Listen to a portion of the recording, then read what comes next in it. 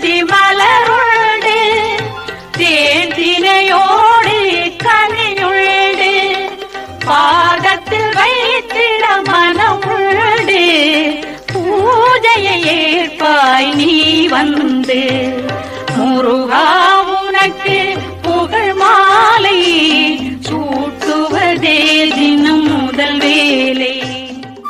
அன்புடனே கை வணங்கும் ஆறுமுக வேலவனே ஆயிரம் பேர் தாழ் வணங்கும் தாமரை பூ கமலோனே உயிருக்கு உயிரான உலகோனே முருகோனே உன் பாதம் சரணமென பணிந்தோமே பகவானே.